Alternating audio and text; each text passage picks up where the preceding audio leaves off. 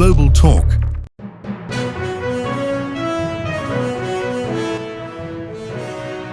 எமது அன்பார்ந்த குளோபல் நேயர்களுக்கு இறைவனின் சாந்தியும் சமாதானமும் உண்டாவதாக. கடந்த மணித்தியாலங்களுக்குள் கிடைக்கப்பெற்ற செய்திகளுடைய தொகுப்புகளை இப்போது பார்ப்போம். இந்த வகையிலே இன்று நாம் பேசப் போகின்ற விடயங்களின் தலைப்புகள்: ஈரானுடைய தலைநகர் தெஹ்ரானின் மத்திய பகுதியில் கண்டுபிடிக்கப்பட்ட மிகப்பெரிய நிலக்கீழ் சுரங்கம், UAEயும் சவுதி அரேபியாவும் மோதிக்கொள்கிறது யெமனில், ஹமாஸ் நீண்ட நாளைக்கு பிறகு வெளியிட்டுள்ள காணொளி போன்ற முக்கிய செய்திகளுடன் மேலும் சில முக்கிய செய்திகளை பார்ப்போம். Hear real world information instantly. News Global Library. நீண்ட நாளைக்கு பிறகு ஹமாஸ் ஒரு காணொளியை வெளியிட்டுள்ளது. அந்த காணொளியில நீங்காத நினைவாக அபு உபைதா அவர்கள் நினைவு கூறப்பட்டார்கள். இவ்வாறு நினைவு கூறப்பட்ட அபு உபைதா அவர்களுடைய உண்மையான பெயர் என்னவென்று அந்த காணொளியில் ஹமாஸ் புதிய ஊடக பேச்சாளர் வெளியிடுகிறார். இந்த வகையிலே அபு உபைதாவுடைய உண்மையான பெயராக ஹுதைஃபா சமீர் அப்துல்லா அல் கஹ்லூத் அபு இப்ராஹிம் என்பதே அவருடைய முழு பெயர் என்று இந்த காணொளியில் சொல்லப்படுகிறது.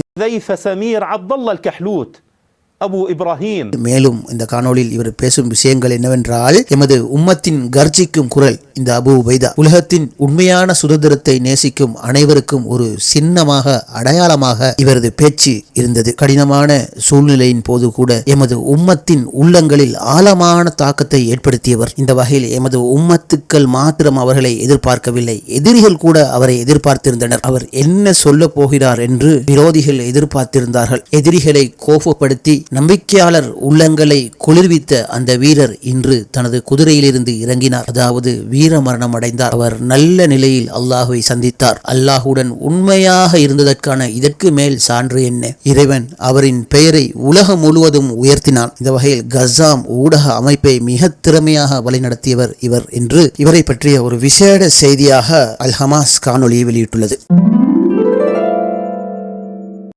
BP gate. பிபி கேட் என்றால் என்ன? பிபி கேட் என்கிறது உங்களுக்கு தெரியும், இஸ்ரேல் பிரதமர் கத்தார் கேட் என்று சொல்லப்படுகிற மிகப்பெரிய ஊழலை செய்து இன்று அவருக்கு எதிராக மிகப்பெரிய அளவில் குற்றம் சாட்டப்பட்டு அவரை விசாரணை நடத்தி வருகிறார்கள். இந்த விசாரணை நாளுக்கு நாள் நடந்து கொண்டே இருக்கிறது. பெஞ்சமின் நெத்தன்யாகு தற்போது நாட்டின் பிரதமராக இருப்பதால் அவரின் சில பல அதிகாரங்களை வைத்து அந்த விசாரணையை அவ்வப்போது பல காரணங்களை சுட்டிக்காட்டி தவணை எடுத்து பிற்போட்டுக் கொண்டே இருக்கிறார். இந்த கத்தார் கேட் என சொல்லப்படுகின்ற ஊழல் இஸ்ரேல் மிகப்பெரிய ஒரு பேசும் பொருளாக காணப்படுகிறது. இந்த ஊழல் இவருடைய அதிகாரம் முடிவடைந்த பிறகு நீதிமன்றத்தினால் நிரூபிக்கப்படும் போது பல ஆண்டுகள் இவர் சிறைச்சாலைக்கு செல்ல வேண்டி வருவதில் மாற்று கருத்து கிடையாது என்பது முழு உலகத்துக்கும் தெரியும். இவரை இதிலிருந்து இனி காப்பாற்றுவதென்றால் ஒரே ஒரு வழி மாத்திரம்தான் இருக்கிறது. இஸ்ரேல் நாட்டுடைய ஜனாதிபதி, இவருக்கு அதிகாரம் இல்லைத்தான், ஆனால் நீதித்துறையில் சில அதிகாரங்கள் உண்டு. அவர் பொது மன்னிப்பு இவருக்கு வழங்கினால் இந்த ஊழல் குற்றச்சாட்டிலிருந்து, அதாவது சிறைக்கு செல்வதிலிருந்து நெத்தன்யாகு தப்பிக்கொள்ளலாம். இதற்காக அண்மையில் கூட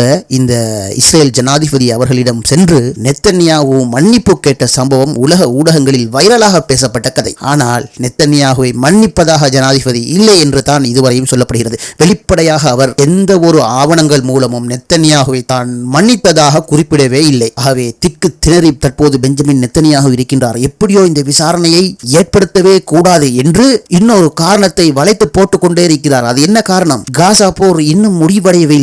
பயங்கரவாதிகளின் அச்சுறுத்தல் இருந்து கொண்டே இருக்கிறது, ஈரானின் அச்சுறுத்தல் இருந்து கொண்டே இருக்கிறது, லெபனானின் அச்சுறுத்தல் இருந்து கொண்டே இருக்கின்றது என்று காரணங்களை சோடித்து தேர்தல் நடத்தாமல், இந்த விசாரணையும் நடத்தாமல், விசாரணை நடக்காமல் இல்லை, விசாரணை இழுத்தடித்தபடி தனது பிரதமர் சிம்மாசனத்தின் கால்களை பிடித்தவாறு தொங்கிக் கொண்டே இருக்கிறார். எப்போது இவர் கீழே விழுவார் என்று இஸ்ரேலிய மக்களும் இஸ்ரேலிய எதிர்க்கட்சிகளும் பிரதமர் நெத்தன்யாகுவை உற்று நோக்கிய வண்ணமே உள்ளது. இந்த வகையில் அவர் செய்த இந்த மிகப்பெரிய ஊழல் குற்றச்சாட்டுக்கு தான் கத்தார் கேட் என்று சொல்வார்கள். இந்த வகையிலே இப்போது பிபி கேட் என்ற ஒரு குற்றச்சாட்டு தற்போது இஸ்ரேல் அரசாங்கத்துக்கு, அதாவது பிரதமர் நெத்தன்யாகுடைய சொந்த அலுவலகத்துக்கு சுமத்தப்பட்டுள்ளது.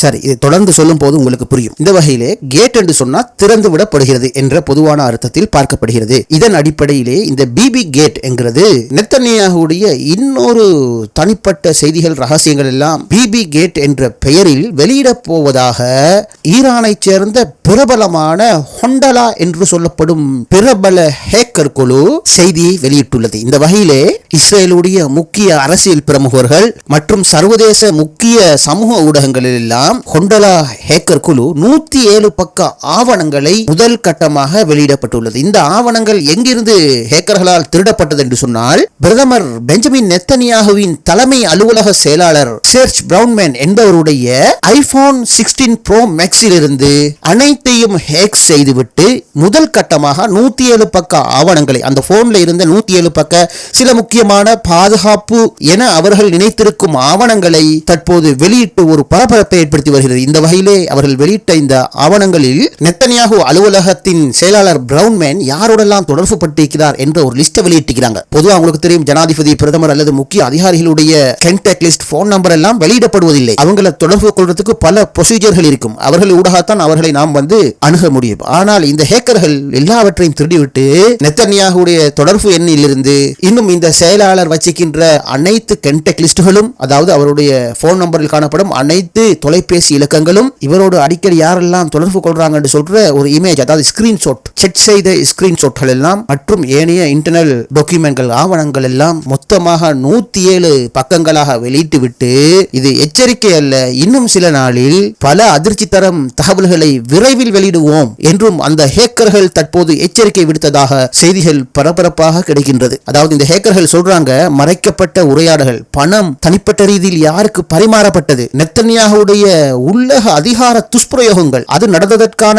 பல ஆதாரங்கள் எல்லாம் நாங்கள் கையகப்படுத்திவிட்டோம். மிக விரைவில் பிபி கேட் என்ற பெயரில், அதாவது கட்டார் கேட் போல பிபி கேட் என்ற பெயரில் உலகத்தில் நாங்கள் வைரலாக்க இருக்கின்றோம் என்று இந்த ஹொண்டலா ஹேக்கர் குழு தற்போது செய்தியை வெளியிட்டுள்ளதாக பல செய்தி நிறுவனங்கள் தகவல்கள் தெரிவிக்கின்றது. இந்த வகையில் இது இஸ்ரேலிய பிரதமர் மற்றும் பிரதமர் அலுவலகத்துக்கு இது வெளியில் அவர்கள் காட்டிக்கொள்ளாவிட்டாலும் இது ஒரு அதிர்ச்சிகரமான செய்தியாகவே இருக்கும் என்று குறிப்பிடப்படுகிறது. ஏற்கனவே மிகப்பெரிய ஊழலில் சிக்கிக் கொண்டிருக்கும் இவர் தனது நெருங்கிய செயலாளரிடம் காணப்படும் ஆவணங்கள் எல்லாம் திருட்டு போனால் செய்வதறியாத நிலை நெத்தனியாகுவுக்கு ஏற்படும். இது மிகப்பெரிய ஆபத்தான செய்தி இஸ்ரேலுக்கு என்று குறிப்பிடப்படுகிறது. மேலும் இந்த செய்தியை வெளியிடும் செய்தி நிறுவனம் குறிப்பிடுகிறது, இந்த ஹேக்கர்கள், அதாவது ஹொண்டலா என்கிற இந்த ஹேக்கர்கள் இது முதல் தடவையாக இது திருடவில்லை. இதற்கு முன்னால் இஸ்ரேல் பிரதமராக இருந்த நஃப்தாலி பென்னட்டுடைய ரகசிய விடயங்களையும் அவருடைய கைபேசியில் இருந்து ஹேக் செய்த சம்பவங்கள் காணப்படுகிறது என்று குறிப்பிடுகிறது. இந்த வகையிலே இந்த நஃப்தாலி பென்னட்டுடைய தனிப்பட்ட ஆவணங்கள், தனிப்பட்ட புகைப்படங்கள், தொடர்பு பட்டியல்கள் எல்லா பொதுமக்களுக்கும் திறந்த வெளியில் விடப்பட்டது இந்த ஹேக்கர்களால் என்று இந்த செய்திகள் குறிப்பிடுகிறது.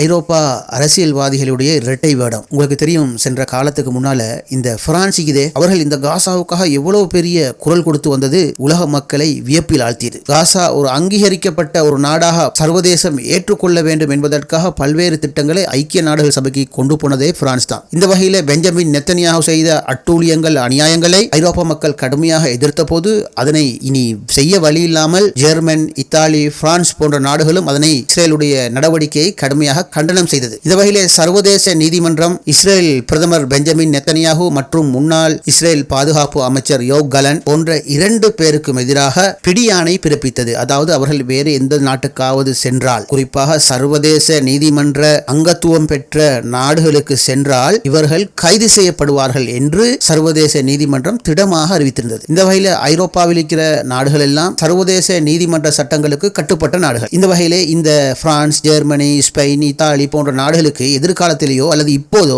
இஸ்ரேல் பிரதமர் நெத்தனியாகுவோ அல்லது முன்னாள் பாதுகாப்பு அமைச்சர் கெலன் சென்றாலோ அவர்களை கைது செய்வது இந்த நாடுகளுடைய இன்றியமையாத பொறுப்பு. இந்த வகையில ஆரம்பத்தில் இந்த பிரான்ஸ், ஸ்பெயின், இத்தாலி போன்ற நாடுகள்லாம் சொல்லிச்சது, இதற்கு பிறகு இந்த நெத்தனியாகுவோ அல்லது கெலனோ நம்ம நாட்டுடைய வான் பரப்புக்குள் நுழைந்தாவோ அல்லது கடல் பரப்புக்குள் நுழைந்தாவோ நாம் அவர்களை கைது செய்வோம் என்று தங்களது அரசியல் மேடைகளில் பேசி அந்த நாட்டு மக்களை குளிர செய்தார்கள். இந்த வகையிலே ஒவ்வொரு நாட்டுக்கும் உலகத்தில் சட்டம் இருக்குது. அதாவது வெளிநாடுகளில் இருந்து ஒரு விமானமோ அல்லது கப்பல்களோ தங்களோட நாட்டு எல்லைக்குள்ள வர முடியாது. எல்லை என்று சொல்லும் போது ஒரு நாட்டில் கடற்கரையில் இருந்து கடலுக்குள் 22.2 கிலோமீட்டர், அதாவது 12 மைல், அந்த நாட்டுக்குரிய சட்டத்துக்குட்பட்ட ஆட்புல இல்லை. இந்த வலயத்துக்கள் யாரும் எந்த நாடும் அனுமதி இல்லாமல் நுழையவே முடியாது. கடலுக்குள்ள வர முடியாது, மீன் பிடிக்க முடியாது, கப்பல்களை நிறுத்த முடியாது. அவை அவ்வாறு நிறுத்துவதென்றால் அனுமதி பெற்று சுங்க வரி கட்டித்தான் நிற்க வேண்டும். அதாவது இந்த வலயத்தை சொல்லுவாங்க டொரட்டேரியல் ஏரியா, ஆட்புல இல்லை என்று சொல்வார்கள். அதே போல அதாவது நிலம் கடல் எல்லை போல குறித்த நாட்டின் வான்பரப்பும் ஆட்புல எல்லைக்குள் வரும். அதாவது இன்னொரு நாட்டு விமானம் உரிய நாட்டின் அனுமதி இல்லாமல் அந்த நாட்டுக்கு மேலால் பறக்க முடியாது. பறந்தால் அந்த விமானத்தை கைது செய்யலாம் அல்லது சுட்டு வீழ்த்தலாம் என்ற ஒரு சட்டம் சர்வதேச சட்டம். இதை சொல்வோம் கடல் நிலம் தரை ஆட்புல எல்லை சட்டம். இந்த வகையில் நெத்தன்யாகுக்கு பிடியாணை பிறப்பிக்கப்பட்டுள்ளது. சென்ற முறை நெத்தன்யாகு அமெரிக்காவுக்கு செல்லும் போது சர்வதேச நீதிமன்றத்துக்கு கட்டுப்படுகிற எந்த நாட்டுடைய வான்பரப்புக்கு மேலாலும் செல்லாது கடலுக்கு அதாவது நீருக்கு மேலாகவே தங்களது விமானத்தை செலுத்தி அமெரிக்காவுக்கு சென்றார். ஆனால் இம்முறை நாங்கள் சர்வதேச நீதிமன்றத்துக்கு கட்டுப்படுகிறோம், ஆட்புல எல்லை சட்டத்துக்கு நாங்கள் உடன்பட்டவர்கள் என்று கதைக்கும் இந்த சில ஐரோப்பிய நாடுகள் என்ன செய்துள்ளது என்று சொன்னால், நேற்று பெஞ்சமின் நெத்தன்யாகு அமெரிக்காவுக்கு சென்றுள்ளார். இந்த அமெரிக்காவுக்கு செல்லும் போது இத்தாலி மற்றும் பிரான்ஸ் வான்பரப்புகளை பயன்படுத்தி அவற்றுக்கு மேலால் பறந்து சென்று அட்லாந்திக் சமுத்திரத்தில் நுழைந்து அமெரிக்காவுடைய புளோரிடா மாநிலத்துக்கு சென்றுள்ளார். புளோரிடாவில் தான் டொனால்ட் ட்ரம்பும் நெத்தன்யாகும் மிகப்பெரிய ஈரானுக்கு எதிராகவும் மற்றும் பல நாடுகளுக்கு எதிராகவும் பல சானா திட்டங்களை ஊடகங்கள் விமர்சிக்கிறது. இது இவ்வாறு இருக்க பிரான்ஸ் அல்லது இத்தாலிக்கு மேலால் எப்படி இந்த பெஞ்சமின் நெத்தன்யாகுடைய விமானம் நேற்று பயணிக்க இடம் கொடுத்தீர்கள்? இவ்வளவு நாளும் என்ன சொன்னீங்க? நாங்க சர்வதேச நீதிமன்றத்துக்கு கட்டுப்பட்டவங்க, ஆகவே இஸ்ரேல் பிரதமர் எங்கட நாட்டு ஆட்புல எல்லைக்குள்ள வர முடியாது, இவ்வாறெல்லாம் பேசி தெரிந்தவர்கள் நேற்று எந்த ஒரு பயமும் இல்லாத வகையில் அவர்களுடைய அதாவது இத்தாலி பிரான்சுடைய வான்பரப்பை பயன்படுத்தி பெஞ்சமின் நெத்தன்யாகு சுதந்திரமாக அமெரிக்காவுக்கு சென்று விட்டார். இதிலிருந்து நாம என்ன புரிஞ்சு கொள்றோம்னு சொன்னா, இந்த ஐரோப்பிய நாடுகளுடைய இரட்டை வேடம் நமக்கு நன்கு தெளிவாகிறது. வெளியே வந்து மைக்ல சொல்றது நெத்தன்யாகு அநியாயம் செய்யறான், சர்வதேச நீதிமன்றம் தண்டிக்கணும், கேட்கணும், ஐக்கிய நாடுகள் சபை பாலஸ்தீனத்துக்கு சுதந்திரம் கொடுக்கணும் அப்படின்னு சொல்லி இந்த பிரான்ஸ்ல இருக்கிற மெக்ரோன்லாம் ரொம்ப பேசுறவர். இதெல்லாம் இந்த பிரான்ஸ்ல இருக்கிற முஸ்லிம்களோட வாக்குகளை வாங்குறதுக்காக இவர்கள் செய்யும் வேலை என்பது நேற்று பெஞ்சமின் நெத்தன்யாகுடைய விமான பயணமே ஒரு சாட்சி. ஈரான்ல ஒரு பயங்கரமான ஒரு நிலத்தடி குகை என்று சொல்லக்கூடிய பெரியதொரு சுரங்கம் கண்டுபிடிக்கப்பட்டுள்ளது. இது ஒரு ஆபத்தான சுரங்கம் என்று பொறியியலாளர்கள் குறிப்பிடுகிறார்கள். இது எங்க கண்டுபிடிக்கப்பட்டது தெரியுமா? ஈரான்ல தலைநகர் தெஹ்ரான்ல மக்கள் மிக அடர்த்தியாக வாழக்கூடிய அதாவது வியாபாரம் செய்யக்கூடிய சந்தையின் கீழ்ப்பகுதியில் நிலத்தட கீழ்ப்பகுதியில மிகப்பெரிய ஒரு சுரங்க பாதை என்று சொல்வதை விட மிக பரந்தளவான ஒரு அரங்கம் ஈரான் புலனாய்வு பிரிவு கண்டுபிடித்துள்ளது. யாருமே இதுவரை காலமும் அறியாத வகையில் நாட்டின் தலைநகரமான தெஹ்ரான் நகரத்தின் அதிக மக்கள் அதிக கட்டிட செறிவுகள் காணப்படக்கூடிய நிலத்தின் கீழே இவ்வளவு மிகப்பெரிய சுரங்கம் ஏற்படுத்தப்பட்டது. அந்த சுரங்கத்தின் மேலே காணப்படக்கூடிய நிலப்பகுதியில் அமைந்துள்ள பாரிய கட்டிடங்கள் இவ்வளவு காலமும் ஒரு ஆபத்தான நிலையிலேயே இருந்துள்ளது என்பது ஈரானில் ஒரு அதிர்ச்சி சம்பவமாக நோக்கப்படுகிறது. என்று சொன்னால் ஈரான் நகரப்பகுதி அதுவும் தலைநகரம் தெஹ்ரான் பல்வேறு தொடர்மாடிகள் உயர்ந்த கட்டிடங்களை கொண்ட கோடிக்கணக்கான மக்கள் வாழும் நகர சூழல். இந்த மாதிரி ஒரு பகுதியின் கீழ் இத்தனை காலம் எவருக்குமே தெரியாமல் நிலத்தின் அடியில் இப்படி ஒரு சுரங்கம் அமைக்கப்பட்டது எப்படி என்கிற ஒரு கேள்வி மாத்திரம் இல்லாமல் இந்த நகரத்தின் மேல் அதாவது சுரங்கத்துக்கு மேல் காணப்படும் கட்டிடங்கள் இத்தனை காலம் ஒரு அச்சுறுத்தலான நிலையிலேயே இருந்துள்ளது. அதாவது ஈரானை பொறுத்தவரையில் உங்களுக்கு தெரியும் பூமி அதிர்ச்சி வலயம். இந்த பூமி அதிர்ச்சி வலயத்தில் சுமார் குறைந்த அளவு ரிக்டர் அளவு பூமி நடுக்கம் ஏற்பட்டாலே அங்குள்ள உயர்மாடி கட்டிடங்கள் எல்லாம் இந்த நிலக்கீழ் சுரங்கம் காணப்படுவதால் இடிந்து உள்ளே விழுவது சாதாரணமாக நிகழும் என்று குறிப்பிடப்படுகிறது. இந்த வகையிலே இந்த நிலக்கீழ் சுரங்கம் எப்படி அமைக்கப்பட்டுள்ளது என்றால் தெஹ்ரானில் காணப்படும் மிக உயர்ந்த பழமையான கட்டிடங்கள்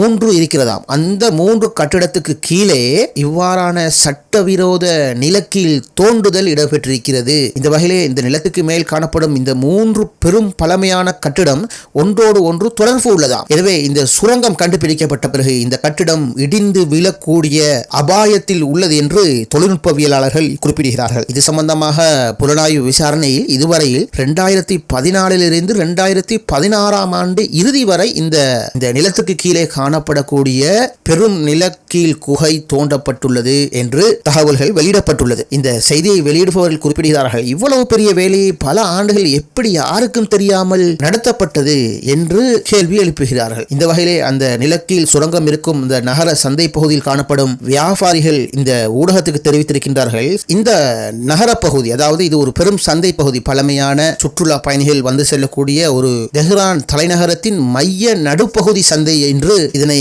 அடையாளப்படுத்தி குறிப்பிட்ட இவர் இந்த பகுதி எப்போதுமே காவல்துறையினால் கண்காணிக்கப்படக்கூடிய பகுதி. எந்த நாளும் இந்த பகுதியில் ராணுவம் அல்லது போலீஸ் பிரிவுகள் பரவலாக கண்காணிப்பில் ஈடுபடுவார்கள். அவ்வாறு இருக்கும் போது இது எப்படி நிகழ்ந்திருக்கலாம் என்று அங்குள்ள ஒரு வியாபாரி ஊடகத்துக்கு கேள்வி எழுப்புகிறார். அங்கே இருந்த வேறு ஒரு கடைக்காரர் ஒருவர் ஊடகத்துக்கு குறிப்பிடுகிறார், நாம் இந்த பகுதிக்குள்ள ஒரு சிமெண்ட் மூட்டையை கொண்டு வருவது என்றாலும் அதற்கு இந்த நகர பகுதியில் பல சட்டத்திட்டங்கள் உள்ளது, அதற்கு அமையத்தான் கொண்டு வர வேண்டும். நாம் ஒரு சிமெண்ட் மூடையை கூட இந்த சந்தைக்குள் கொண்டு வர வேண்டும் என்றால் மாநகர ஆட்சி, காவல்துறை, தொல்லியல் துறையுடைய அனுமதி இல்லாமல் எடுத்து வர முடியாது. ஆகவே இது எவ்வாறு நிகழ்ந்தது என்று இந்த வியாபாரியும் கேள்வி எழுப்புகிறார். இந்த வகையிலே இது சம்பந்தமாக ஈரானுடைய உத்தியோகபூர்வ செய்தி இவ்வாறு குறிப்பிடுகிறது. இந்த சம்பவம் 2025 மார்ச் தொடக்கம் ஏப்ரல் காலப்பகுதியில் ஈரான் புலனாய்வு அதனை கண்டுபிடித்து விட்டது. ஆனால் இது சம்பந்தமாக ஈரான் எந்தவித தகவலையும் வெளியிடாமல் ஏதோ ஒரு காரணத்துக்காக அந்த இடத்தை மிக ரகசியமான முறையில் இத்தனை மாதங்கள் புலனாய்வு செய்து கொண்டே இருந்தது. ஆனால் இந்த மாதமே இது சம்பந்தமான செய்தியை ஈரான் வெளியிட்டுள்ளது. இந்த வகையிலே இந்த பகுதியில் சுமார் 1000 கடைகள், அதாவது இந்த பழமையான கட்டிடங்களுக்கு அருகாமையிலும் அதற்கு உள்ளாலும் 1000 கடைகள் உள்ளதாம். மற்றும் இந்த சுரங்கம் இருக்கும் பகுதிக்கு மேலே சுமார் 3000 பேர் நிரந்தரமாக வேலை செய்யக்கூடியவர்களாக காணப்படுகிறார்களாம். தினமும் மக்கள் 5000 தொடக்கம் 6000 பேர் கடை தெருக்களில் வந்து செல்லக்கூடியவர்களாக இருக்கின்றார்களாம். ஆகவே அதிகாரிகள் இவற்றை தாமதமாக வெளிப்படுத்தியது ஒரு சிறிய தவறு கூட மிகப்பெரிய ஆபத்தை ஏற்படுத்தியிருக்கலாம் என்று ஈரான் ஊடகங்கள் இதனை விமர்சனம் செய்கிறது என்று இந்த செய்திகள் குறிப்பிடுகிறது. இந்த வகையிலே இந்த சுரங்கத்தை யார் தோண்டினார்கள், இதன் பின்னணி என்ன, இது சம்பந்தமான எந்த ஒரு தகவலும் ஈரான் பாதுகாப்பு பிரிவினால் வெளிப்படுத்தப்படவில்லை என்று இந்த செய்தி குறிப்பிடுகிறது. அடுத்தது யமன்ல ஒரு புதிய வகையான, அதாவது தென்கிழக்கு யமன் பகுதியில் ஒரு புதிய வகையான குழப்பத்தை இந்த அமெரிக்கா இஸ்ரேல் ஏற்படுத்துதோ தெரியவில்லை. அங்க ஒரு புதிய சம்பவம் நடந்தது. அதாவது அங்க ஹூதிகளோட கட்டுப்பாடு இல்லை. அந்த பிரதேசத்தில் 2 படைகள் இருக்குது. ஒன்று சவுதி அரேபியாவுடைய ஆதரவு பெற்ற ஒரு யமன் படை, இன்னொன்று UAE உடைய ஆதரவு பெற்ற யமன் படை. இந்த 2 பேருக்கும் நேற்று கடுமையான சண்டை இடம்பெற்றதாக தற்போது தகவல்கள் வெளிவருகிறது. இந்த வகையில இந்த 2 படையும் சவுதி காரணோ அல்லது UAE காரணமும் இல்லை, ரெண்டுமே யமனுடைய பழங்குடிவாசிகள். உங்களுக்கு தெரியும், நான் ஏற்கனவே குறிப்பிட்டேன், யமன் பல துண்டுகளாக பிரிக்கப்பட்டுள்ளது. அதுல ஒரு பகுதியை தான் ஹூதிகள் தற்போது ஆண்டு வருகின்றார்கள். ஹூதிகளுடைய நோக்கம் முழு யமனையும் கைப்பற்ற வேண்டும், ஒரே ஆட்சி கீழ் கொண்டு வர வேண்டும், சனாவை தலைநகரமாக ஆக்க வேண்டும் என்பதுதான் அவர்களுடைய கொள்கை. ஆனால் யமனுடைய இன்னொரு பகுதியில் சவுதி அரேபியா பணம் கொடுத்து யமன்ல உள்ள பழங்குடி மக்களை ஆட்சி செய்ய உதவி செய்து, இன்னொரு பகுதியில UAE பண உதவிகளை கொடுத்து யமன்ல இருக்கிற இன்னொரு கூட்டத்துக்கு ஆட்சி உதவிகள், அதாவது பணம் மற்றும் ஆயுதங்களை கொடுத்து